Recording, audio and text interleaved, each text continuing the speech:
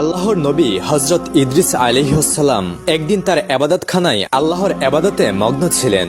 ঠিক এমন সময় এক ব্যক্তি তার নিকট আগমন করলেন। তিনি তাকে বিদেশি মেহমান মনে করে অভ্যর্থনা জানালেন এবং নিজের কাছে বসতে জায়গা করে দিলেন। ইদ্রিস আলাইহিসসালাম টের পাননি মূলত এই ব্যক্তি ছিল মালাকুল মাউত হযরত আজরাইল আলাইহিসসালাম। তিনি এসেছেন তার নিকট ভ্রাতৃত্বের সম্পর্ক স্থাপন করার জন্য এবং এর পূর্বে তাকে দুটি পরীক্ষা করার জন্য। ইদ্রিস আলাইহিসসালামের অভ্যাস ছিল তিনি সবসময় রোজা রাখতে পছন্দ করতেন এবং প্রায় সময় তিনি রোজা রাখতেন। ওই দিনও এর ব্যতিক্রম ছিল না। হযরত ইদ্রিস আলাইহিসসালাম রোজা অবস্থায় ছিলেন। সারাটা দিন অতিক্রম করার পর সন্ধ্যার সময় যখন ইফতারের সময় গনিয়ে এলো, হযরত ইদ্রিস আলাইহিসসালাম নিজের জন্য এবং মেহমানের জন্য খাবারের ব্যবস্থা করলেন। ইদ্রিস আলাইহিসসালাম খাবার থেকে আহরণ করলেন, কিন্তু মেহমান সেখান থেকে বিন্দুমাত্র কোনো খাবার ভক্ষণ করল না। যদিও ইদ্রিস আলাইহিসসালাম বারবার তাকে তাগাদ দিচ্ছিলেন, ভাই এখান থেকে আহার গ্রহণ করুন, কিন্তু উক্ত মেহমান মোটেও খাবার গ্রহণ করেননি। কেননা তিনি তো সাধারণ কোনো মেহমান নন, তিনি হচ্ছেন আল্লাহর ফেরেশতা হযরত আজরাইল আলাইহিসসালাম। আর ফেরেশতাদের স্বভাব হচ্ছে তারা আমাদের মতো খাবার গ্রহণ করেন না। ইদ্রিস আলাইহিসসালাম যেহেতু চিনতে পারেননি তাকে, এই জন্য তিনি বারবার খাবার গ্রহণ করার জন্য তাকে অনুরোধ করছিলেন। রাত্রিবেলা ইদ্রিস আলাইহিসসালাম ঘুমানোর পূর্বে তাকে আবারও বললেন, ভাই আপনি খাবার গ্রহণ করুন, না হয় আপনার শরীর খারাপ করবে। কিন্তু ওই মেহমান মোটেও খাবার গ্রহণ করেননি। সে আল্লাহ পাকের ইবাদতে সারাটি রাত কাটিয়ে দিয়েছে। পরদিন সকালবেলা ইদ্রিস আলাইহিসসালাম তাকে আবারও খাবার জন্য তাগাদ করলেন, কিন্তু মেহমান মোটেও খাবার গ্রহণ করেননি। এরপর হযরত ইদ্রিস আলাইহিসসালাম মেহমানকে বললেন, ভাই চলুন আমরা একটু আল্লাহর জমিনে ভ্রমণ করার জন্য বের হই এবং আল্লাহর নিয়ামতগুলোকে দুচোখে দেখে আল্লাহর শুকরিয়া আদায় করি। তারপর মেহমানকে নিয়ে বের হলেন। তারা দুজন হাঁটতে হাঁটতে বহু দূরে চলে গেলেন। হঠাৎ তাদের সামনে প্রকাশিত হলো একটি বাগান। ওই বাগানটি ছিল সম্পূর্ণ ফলমূলে ভর্তি। উক্ত মেহমান তখন বললেন, ওহে আল্লাহর নবী, চলুন আমরা ওই বাগানে গমন করি এবং সেখান থেকে কিছু ফল আহরণ করে নেই, অতঃপর তা দুজন মিলে ভক্ষণ করি। ইদ্রিস আলাইহিসসালাম মেহমানের কথা শুনে খুবই রাগান্বিত হলেন এবং বললেন, আপনি তো এক আশ্চর্য ধরনের মানুষ। আপনার কি জানা নেই মানুষের সম্পদ তার অনুমতি ছাড়া ভক্ষণ করা সম্পূর্ণ আল্লাহ তাআলা হারাম করেছেন? হযরত ইদ্রিস আলাইহিসসালামের কথা শুনে উক্ত মেহমান কোনো প্রতিবাদ করলেন না। তিনি চুপ রইলেন, কেননা ইনি যে আল্লাহর নূরের ফেরেশতা হযরত আজরাইল আলাইহিসসালাম, তিনি তো তাকে পরীক্ষা করছেন মানুষের সম্পদের প্রতি হযরত ইদ্রিস আলাইহিসসালামের কোনো লোভ আছে কিনা। তারপর তারা দুজন মিলে আবারও হাঁটতে শুরু করলেন। হাঁটতে হাঁটতে তারা একটি মাঠে গিয়ে উপস্থিত হলেন। ওই মাঠের মধ্যে ছিল হাজার হাজার ছাগল। ছাগলগুলো দেখে উক্ত মেহমান নবী ইদ্রিস আলাইহিসসালামকে লক্ষ্য করে বললেন, ওহে আল্লাহর নবী, চলুন আমরা ওই ছাগলের পাল থেকে যে কোনো একটি ছাগলকে ধরে এনে জবাই করে দুজনে মিলে তার গোশত ভক্ষণ করি। নবী ইদ্রিস আলাইহিসসালাম এবারও রাগান্বিত হয়ে বললেন, আপনি তো আশ্চর্য ধরনের মানুষ। হালাল খাদ্য আপনার কাছে ভালো লাগে না, আর মানুষের হারাম সম্পদ আপনার কাছে খুবই ভালো লাগে। আপনার কি জানা নাই মানুষের সম্পদ না বলে ভক্ষণ করা আল্লাহ তাআলা হারাম করেছেন? হযরত ইদ্রিস আলাইহিসসালামের কথায় তিনি কোনো প্রতিবাদ করলেন না। এভাবেই তারা সারাটা দিন হাঁটলেন। আল্লাহর নাজ নিয়ামত দেখে সন্ধ্যার সময় আবার বাসায় ফিরে এলেন। এভাবেই উক্ত মেহমান নবী ইদ্রিস আলাইহিসসালামের বাসায় 3 দিন অতিবাহিত করলেন। কিন্তু এই 3 দিনের মধ্যে উক্ত মেহমান কোনো খাবার গ্রহণ করেননি এবং তিনি বিন্দুমাত্র সময়ের জন্য ঘুমাননি। নবী ইদ্রিস আলাইহিসসালাম উক্ত মেহমানকে লক্ষ্য করে বললেন, ওহে আগন্তুক, আল্লাহর শপথ করে আপনাকে আমি বলছি, আপনি মেহেরবানি করে আপনার পরিচয়টুকু দান করুন। কেননা কোনো মানুষ 3 দিন পর্যন্ত না খেয়ে 3 দিন পর্যন্ত না ঘুমিয়ে থাকতে পারে না। আপনি অবশ্যই মেহেরবানি করে আপনার পরিচয় আমাকে দিন। উত্তরে মেহমান বললেন, ওহে আল্লাহর নবী, আসলেই আমি কোনো মানুষ নই, আমি মালাকুল মাউত হযরত আজরাইল। হযরত ইদ্রিস আলাইহিসসালাম আজরাইলের কথা শুনে স্তব্ধ হয়ে গেলেন। তার শরীর থরথর করে কাঁপতে শুরু করলো। তিনি বললেন, মনে হয় আজ আমার জীবন শেষ।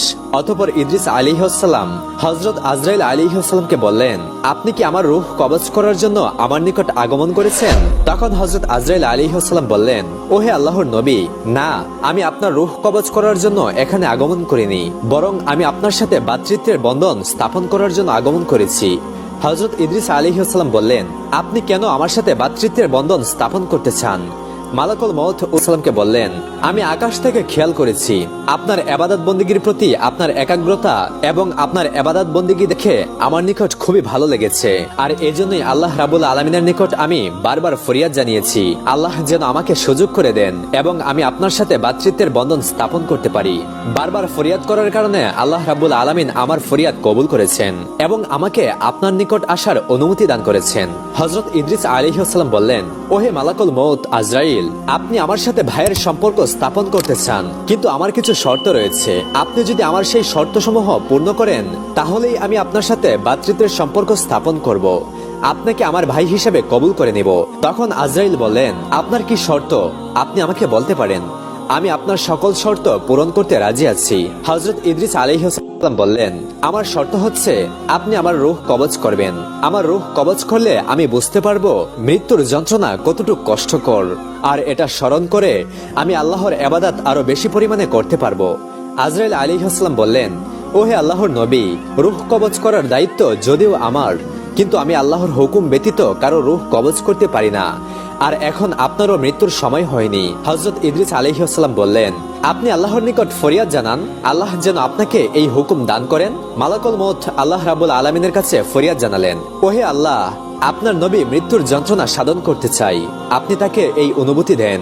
যখন মালাকুল মউত আজরাইল আলাইহিস সালাম আল্লাহ রাব্বুল আলামিনের নিকট নবী ইদ্রিস আলাইহিস সালামের পক্ষ হয়ে ফরিয়াদ জানালেন, আল্লাহ রাব্বুল আলামিন তখন হযরত আজরাইল আলাইহিস সালামকে ইদ্রিস আলাইহিস সালামের রূহ কবজ করার অনুমতি প্রদান করলেন। হযরত আজরাইল আলাইহিস সালাম তখন ইদ্রিস আলাইহিস সালামকে বললেন, ওহে আল্লাহর নবী, আল্লাহ রাব্বুল আলামিন আমাকে অনুমতি প্রদান করেছেন যেন আমি আপনার রূহ কবজ করি। ইদ্রিস আলাইহিস সালাম এই কথা শুনে খুবই খুশি হলেন।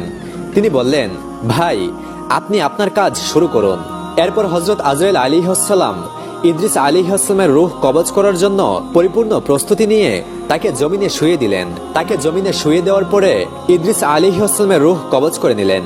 হযরত আজরাইল আলাইহিস সালাম খেয়াল করলেন যেন ইদ্রিস আলাইহিস সালামের কোনো কষ্ট না হয়, এজন্য তিনি তার রূহ আস্তে আস্তে কবজ করেছিলেন। রূহ কবজ করা সম্পূর্ণ হলে আল্লাহ রাব্বুল আলামিনের হুকুমে পুনরায় তার দেহের মধ্যে রূহকে ফিরিয়ে দিলেন। অতঃপর হযরত ইদ্রিস আলাইহিস সালাম পুনরায় আবার জীবিত হলেন। জীবিত হওয়ার পর আজরাইল আলাইহিস সালাম তাকে প্রশ্ন করলেন, ভাই ইদ্রিস, মৃত্যুর যন্ত্রণা আপনার কেমন অনুভব হচ্ছে? ইদ্রিস আলাইহিস সালাম বললেন, ওহে মালাকুল মউত, আপনি শুনে রাখুন, আমার নিকট মনে হয়েছে জীবন্ত একটি ছাগলের চামড়া যদি তার শরীর থেকে আলাদা করা হয় তাহলে সে যে পরিমাণ কষ্ট অনুভব করবে আমার নিকট এর চাইতেও হাজার হাজার গুণ বেশি কষ্ট অনুভব হয়েছে। মালাকুল মউত আজরাইল তখন বললেন, ওহে আল্লাহর নবী ইদ্রিস, আপনি শুনে রাখুন, পৃথিবীর শুরু থেকে আজ পর্যন্ত আমি যত মানুষের রূহ কবজ করেছি তার মধ্যে সবচাইতে আপনার রূহ কবজ করার সময় আমি ইহসানের প্রতি লক্ষ্য করেছি যেন আপনার কষ্ট না হয়, কিন্তু এরপরেও যেহেতু আপনার অনেক কষ্ট হয়েছে এজন্য আমি আপনার নিকট ক্ষমা প্রাপ্তি, মেহেরবানি করে আপনি আমাকে ক্ষমার দৃষ্টিতে দেখবেন। হযরত ইদ্রিস আলাইহিস সালাম বললেন, ওহে মালাকুল মউত আজরাইল, আপনি যেহেতু ইচ্ছা করে আমাকে কষ্ট দেননি এজন্য আপনাকে ক্ষমা চাইতে হবে না। যখন ইদ্রিস আলাইহিস সালামের রূহ কবজ করা পরিপূর্ণ হয়ে গেল এবং তিনি রূহ ফিরে পেলেন তখন ইদ্রিস আলাইহিস সালাম মালাকুল মউতকে বললেন, ভাই আজরাইল, আমার উদ্দেশ্য ছিল আমার রূহ কবজের মাধ্যমে আমি মৃত্যুর যন্ত্রণা অনুভব করব এবং এর মাধ্যমে আল্লাহ রাব্বুল আলামিনের ইবাদতের প্রতি আরো মগ্ন হব।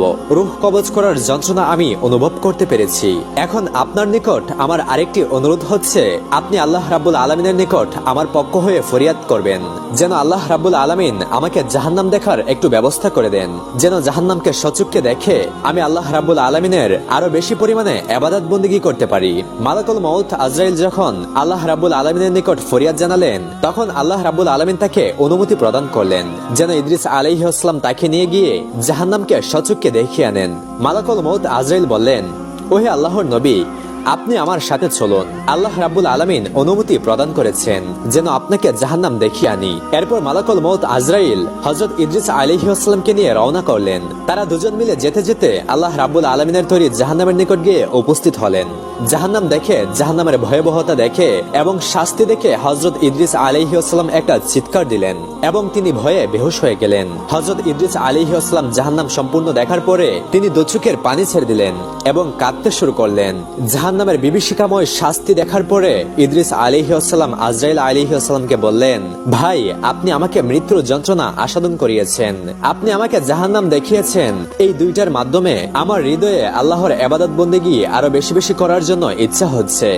আমি সারা জীবন যতদিন বেঁচে থাকি ততদিন পর্যন্ত আমি একনিষ্ঠভাবে আল্লাহ রাব্বুল আলামিনের ইবাদত বন্দেগী করে যাব এবং আমার উম্মতদেরকে সবসময় বুঝাবো আমি সচক্ষে জাহান্নাম দেখেছি এবং মৃত্যুর যন্ত্রণা আমি আস্বাদন করেছি। মৃত্যুর যন্ত্রণা খুবই কঠিন এবং জাহান্নাম খুবই ভয়ানক একটি স্থান, সেখানকার শাস্তি সহ্য করার মতো ক্ষমতা কারো নেই। এরপর হযরত ইদ্রিস আলাইহিস সালাম মনে মনে একটি পরিকল্পনা করলেন, যে পরিকল্পনা এবং কৌশলের কথা তিনি আজরাইলকে বুঝতে দিলেন না। তিনি আজরাইল আলাইহিস সালামকে হাত ধরে বললেন, ভাই, আপনার নিকট আমার আরেকটি অনুরোধ রয়েছে। ভ্রাতৃত্বের বন্ধনের কারণে আপনি আমার এই অনুরোধ ফেলবেন না। হযরত আজরাইল হেসে বললেন, আপনার আবার কি অনুরোধ? হযরত ইদ্রিস আলাইহিস সালাম বললেন, আপনি মেহেরবানি করে আল্লাহর নিকট আমার জন্য আরো একবার ফরিয়াদ করুন যেন আল্লাহ রাব্বুল আলামিন আমাকে সচক্ষে জান্নাত দেখার একটু ব্যবস্থা করে দেন। বারবার যখন ইদ্রিস আলাইহিস সালাম অনুরোধ করছিলেন তখন মালাকুল মউত আজরাইল আল্লাহ রাব্বুল আলামিনের নিকট ফরিয়াদ জানালেন, ওহে আল্লাহ, আপনার নবী জান্নাতকে সচক্ষে দেখতে চাই। মালাকুল মউত আজরাইল আলাইহিস সালাম যখন আল্লাহ রাব্বুল আলামিনের নিকট ফরিয়াদ করলেন তখন আল্লাহ রাব্বুল আলামিন হযরত ইদ্রিস আলাইহিস সালামকে সচক্ষে জান্নাত দেখার অনুমতি প্রদান করলেন। হযরত ইদ্রিস আলাইহিস সালাম আল্লাহ রাব্বুল আলামিনের তরফ থেকে অনুমতি পেয়ে শুকরিয়া আদায় করলেন এবং সেজদা করলেন। তারপর মালাকুল মউত আজরাইল আলাইহিস সালাম হযরত ইদ্রিস আলাইহিস সালামকে সাথে নিয়ে রওনা করলেন। দুজনে যেতে যেতে জান্নাতের দ্বারপ্রান্তে গিয়ে উপস্থিত হলেন। আজরাইলের সাথে জান্নাতের দিকে যেতে যেতে ইদ্রিস আলাইহিস সালাম মনে মনে একটি পরিকল্পনা করলেন। সেই পরিকল্পনা আজরাইল আলাইহিস সালামকে তিনি বুঝতে দিলেন না। পরিকল্পনাটি ছিল এই যে কোনো মূল্যে জান্নাতে যদি তিনি প্রবেশ করতে পারেন তাহলে জান্নাতে থেকে যাবেন, কেননা আল্লাহ রাব্বুল আলামিন ওয়াদা করেছেন যে একবার জান্নাতে যাবে সে কখনোই জান্নাত থেকে ফিরে আসবে না। এটা আল্লাহর ওয়াদা। হযরত ইদ্রিস আলাইহিস সালাম মনে মনে পরিকল্পনা করলেন, যেহেতু আমার মৃত্যুর স্বাদ গ্রহণ করার পর্ব শেষ হয়ে গিয়েছে, এখন যে কোনো মূল্যে যদি আল্লাহর জান্নাতে একবার ঢুকতে পারি তাহলে আমি জান্নাতে থেকে যাব আর কখনোই আল্লাহর জান্নাত থেকে আমি বের হব না, কেননা আল্লাহ রাব্বুল আলামিন বলেছেন জান্নাতে যে একবার যাবে সে চিরস্থায়ী ভাবে সেখানেই থেকে যাবে। তিনি মনে মনে এই পরিকল্পনাগুলো করছিলেন, কিন্তু আজরাইল আলাইহিস সালাম তার মনের অবস্থা কিছুতেই বুঝতে পারলেন না। মহান রাব্বুল আলামিন ইদ্রিস আলাইহিস সালামের মনের কথাগুলো শুনে হাসছিলেন, কেননা আল্লাহ রাব্বুল আলামিন ইদ্রিস আলাইহিস সালামের তকদিরে ঠিক এইভাবে লিখে রেখেছিলেন, জিন্দা অবস্থায় মওতের পূর্বে আল্লাহ রাব্বুল আলামিন তাকে জান্নাত দেখাবেন এবং জান্নাতের মধ্যে চিরস্থায়ী করে দিবেন। হযরত আজরাইল আলাইহিস সালাম যখন ইদ্রিস আলাইহিস সালামকে নিয়ে জান্নাতের দরজায় উপস্থিত হলেন, ঠিক ওই মুহূর্তে আজরাইল আলাইহিস সালাম ইদ্রিস আলাইহিস সালামকে বললেন, ভাই ইদ্রিস, এই যে জান্নাত, আপনি জান্নাতে প্রবেশ করুন, কিন্তু শর্ত হচ্ছে আপনার পায়ে যে জুতা রয়েছে সেই জুতাকে আপনি জান্নাতের বাইরে রেখে যান। অতঃপর জান্নাতের যত নাজ নিয়ামত রয়েছে সকল নাজ নিয়ামত আপনি উপভোগ করে আপনি আবার আমার কাছে ফিরে আসবেন। আমি আপনার জন্য বাইরে অপেক্ষা করছি। যখন আমি আপনাকে ডাক দিব এবং দুনিয়ায় ফিরে যাবার আমাদের সময় হবে, ঠিক ওই মুহূর্তেই আপনাকে ডাক দিলে আপনি আমার নিকট চলে আসবেন। আপনাকে নিয়ে আমি পুনরায় আল্লাহর জমিনে নেমে যাব। আজরাইল আলাইহিস সালাম ইদ্রিস আলাইহিস সালামের মনের কথা জানতেন না, সে কল্পনাও করতে পারেনি ইদ্রিস আলাইহিস সালাম মনে মনে কি চিন্তা করছেন। ইদ্রিস আলাইহিস সালাম আজরাইল আলাইহিস সালামের কথা শুনে জুতা বাইরে রাখলেন এবং আল্লাহর জান্নাতে তিনি প্রবেশ করলেন। আল্লাহর জান্নাতের নাজ নিয়ামত, যত সৌন্দর্যতা, জান্নাতে যত আরাম আয়েশ, সবকিছুই ইদ্রিস আলাইহিস সালাম এক এক করে উপভোগ করতে লাগলেন। তিনি জান্নাতের নাজ নিয়ামত যতই দেখছেন তার চোখ ততই শীতল হয়ে যাচ্ছে। তিনি জান্নাতের নিয়ামত দেখছেন আর কিছুক্ষণ পরপর আলহামদুলিল্লাহ বলে আল্লাহর শুকরিয়া আদায় করছেন, অতঃপর সেজদায় অবনত হচ্ছেন। তিনি যতই জান্নাত দেখছেন ততই তিনি জান্নাতের প্রতি আকৃষ্ট হয়ে যাচ্ছেন। দীর্ঘ সময় যাওয়ার পর আজরাইল আলাইহিস সালাম জোরে একটি চিৎকার দিয়ে ডাক দিলেন, ওহে আল্লাহর নবী ইদ্রিস, আপনি ফিরে আসুন, আমাদের দুনিয়ায় যাবার সময় হয়ে গিয়েছে। এখনই আমরা দুনিয়ার দিকে রওনা করব এবং আপনাকে দুনিয়ায় রেখে আমি আমার কর্মে ব্যস্ত হয়ে যাব, কেননা আল্লাহ রাব্বুল আলামিন বিশাল এক দায়িত্বের বোঝা আমার উপর অর্পণ করেছেন। ইদ্রিস আলাইহিস সালাম আজরাইলের ডাক শোনা মাত্রই তিনি জান্নাত থেকে বেরিয়ে আসছেন। তিনি আস্তে আস্তে অগ্রসর হয়ে জান্নাতের বাইরে আসলেন। জান্নাতের বাইরে এসে জুতা পায়ে দিয়ে আবার দৌড় দিয়ে জান্নাতের মধ্যে ঢুকে গেলেন। আর ইদ্রিস আলাইহিস সালামের এই কাজ দেখে আজরাইল আলাইহিস সালাম বললেন, ভাই, আপনি কেন আবার জান্নাতের মধ্যে ঢুকলেন? আমাদের তো এখনই দুনিয়াতে যেতে হবে। ইদ্রিস আলাইহিস সালাম বললেন, আপনার সাথে আমার শর্ত ছিল আমি যেন জান্নাত দেখে আবার ফিরে আসি এবং আমার জুতা যেন আমি বাইরে রেখে যাই। আমার ওয়াদা মতো আমি আমার জুতাকে বাইরে রেখে গিয়েছি এবং জান্নাত ঘুরে দেখে আবার বাইরে বেরিয়ে এসেছি। তো আপনার সাথে যে ওয়াদা করেছিলাম সে ওয়াদা তো আমি পূর্ণ করেছি। হয়তো আপনি একটি কথা ভুলে গিয়েছেন, মহান আল্লাহ রাব্বুল আলামিন ওয়াদা করেছেন মওতের পর জাহান্নাম দেখার পরে যে ব্যক্তি জান্নাতে প্রবেশ করবে সে চিরস্থায়ী ভাবে জান্নাতে থেকে যাবে, কখনো সে জান্নাত থেকে বের হবে না। আপনি আমার রূহ কবজ করেছেন, অর্থাৎ আমার মওত হয়েছে। আমি জাহান্নাম দেখেছি, অতঃপর জান্নাতে ঢুকেছি। জান্নাতের নাজ নিয়ামত দেখে পুনরায় আবার ফিরে এসে আপনার ওয়াদা রক্ষা করেছি। অতএব এবার আপনি ফিরে যেতে পারেন, আমি জান্নাত থেকে বের হচ্ছি না। ইদ্রিস আলাইহিস সালাম যখন বের হতে অস্বীকৃতি জানালেন তখন আজরাইল আলাইহিস সালাম জোরাজুরি করতে লাগলেন। ইদ্রিস আলাইহিস সালামও নাছর বান্দা, তিনি বের হয়ে আসবেন না বলে জেদ করে বসলেন। আজরাইল আলাইহিস সালাম তখন আল্লাহ রাব্বুল আলামিনের নিকট বললেন, ওহে আল্লাহ, আপনি বললেন বিদায় আমি তাকে দুনিয়া থেকে জান্নাতে এনেছি, সে জান্নাত ঘুরে দেখেছে, কিন্তু এখন সে জান্নাত থেকে ফিরে যেতে চাচ্ছে না। হে রাব্বুল আলামিন, আমি এখন কি করব? আপনি একটা ফয়সালা করুন। আল্লাহ রাব্বুল আলামিন তখন বললেন, ওহে মালাকুল মউত, তুমি তোমার কাজে চলে যাও।